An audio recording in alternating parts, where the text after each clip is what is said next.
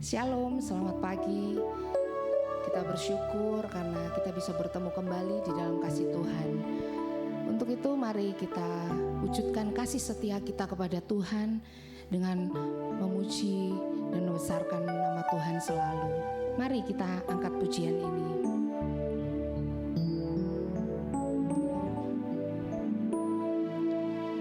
Takkan pernah ada satu pribadi seperti dirimu, kau yang rela mati tebus hidupku dan selamatkanku. Karenamu aku hidup, karenamu aku ada. Tak pernah ku ragukan kuat cintamu yang datang dan bebaskanku. Yesusku, kau terindah. Yesusku, kau ku cinta. Tak akan berhenti meninggikanmu. Kau satu-satunya alasan ku hidup.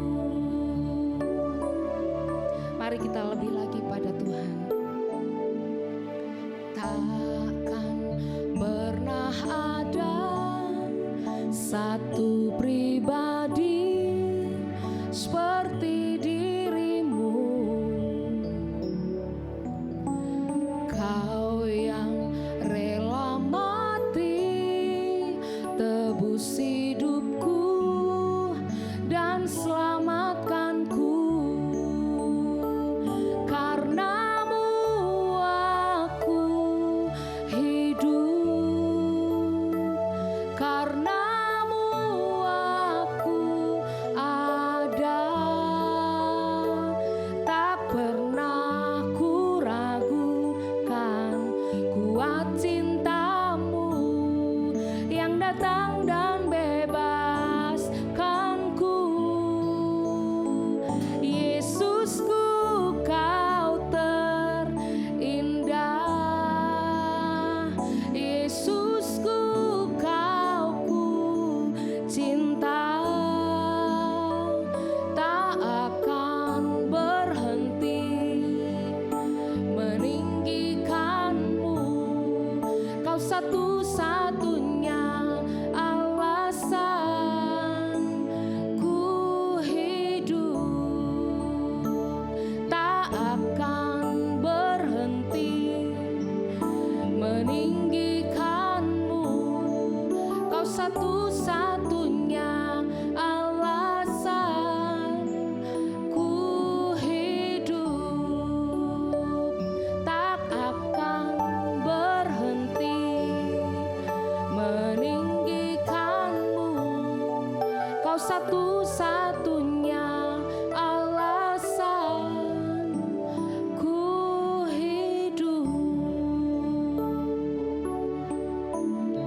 Terima kasih ya Tuhan, kami bersyukur buat pagi yang indah, pagi yang cerah ini ya Tuhan.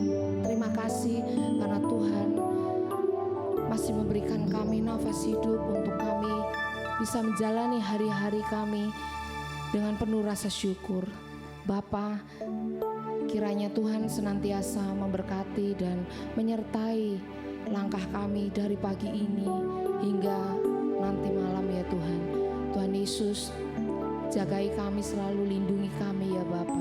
Terima kasih ya Tuhan. Kami bersyukur untuk hari-hari yang sudah Engkau ciptakan untuk kami. Terima kasih Bapa. Hanya di dalam nama Tuhan Yesus Kristus. Haleluya. Amin.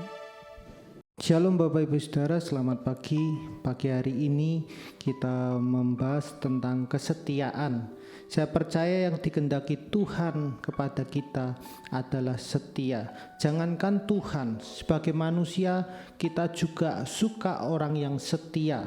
Tetapi permasalahannya adalah orang yang setia hampir langka, hampir tidak ada Bapak Ibu. Itu sebabnya Tuhan mencari orang-orang yang setia. Amsal 20 ayat 6 kita buka. Banyak orang yang menyebut dirinya baik, tetapi orang yang setia, siapakah yang menemukannya? Kesetiaan merupakan hal yang kelihatan mudah kita kerjakan, padahal sebenarnya adalah sulit kita lakukan di dalam kehidupan ini. Mungkin dengan tawaran yang menarik, kita bisa melupakan kesetiaan tersebut. Contoh, dengan tawaran yang menggiurkan kita seringkali melupakan kesetiaan tersebut. Entah itu harta, tahta, berbagai tawaran dunia yang menggiurkan, kita melupakan yang namanya kesetiaan sebagai orang percaya. Tetapi kesetiaan ini harus kita miliki dalam kehidupan kita orang percaya. Kesetiaan bukanlah hal yang jauh dari kata komitmen.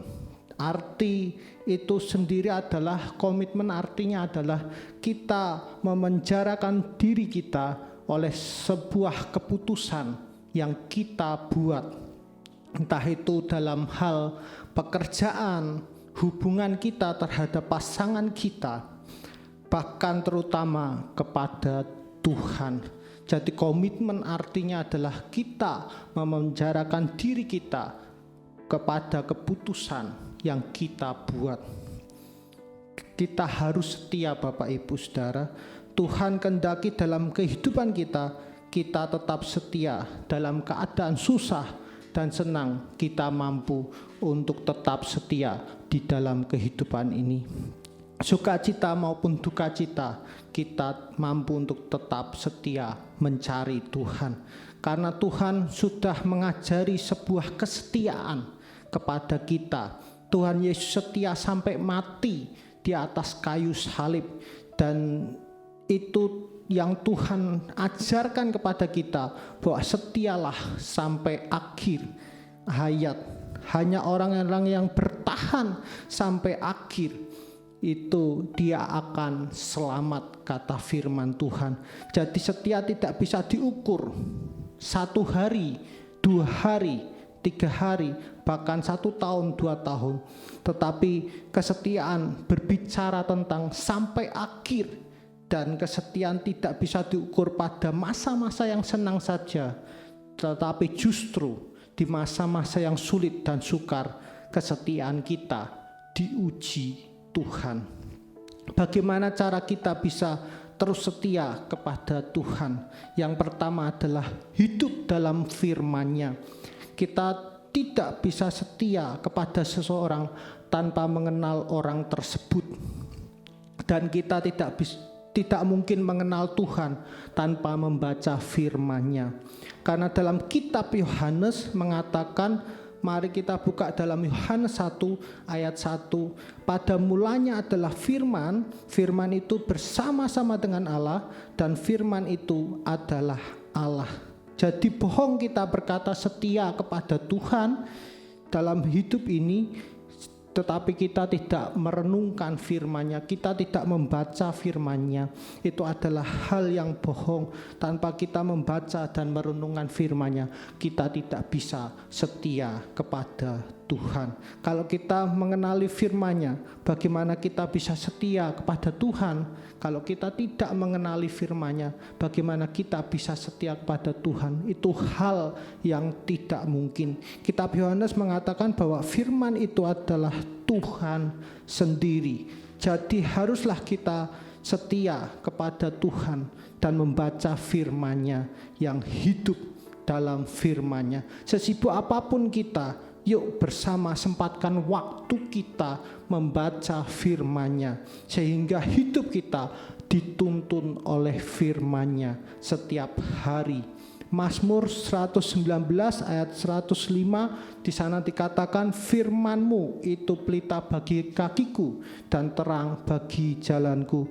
Jadi ketika kita setia dalam firman-Nya, percaya ada tuntunan Tuhan, ada penyertaan Tuhan di setiap hari kita. Melewati hal-hal yang sulit sekalipun, kita dituntun oleh firman-Nya dan dikuatkan oleh firman-Nya. Dan saya percaya ketika ada proses, ada tekanan, ada kesesakan dalam hidup kita, kita bisa mengucap syukur karena kita diberi hati yang damai, karena kita setiap hari merenungkan firman Tuhan. Kesimpulan saya adalah bagaimana kita bisa setia kepada Tuhan dengan cara merenungkan atau hidup dalam firman-Nya. Kita nanti dimampukan untuk setia kepada Tuhan. Mari kita berdoa. Bapa, ajari kami untuk setia kepada Engkau dengan merenungkan firman-Mu. Kami boleh lebih mengenal Engkau lebih lagi lewat kami merenungkan firman-Mu Tuhan. Terima kasih Tuhan, biarlah kesetiaan kami itu ada atas setiap kami Tuhan. Terima kasih Tuhan, di dalam nama Tuhan Yesus. Haleluya. Amin.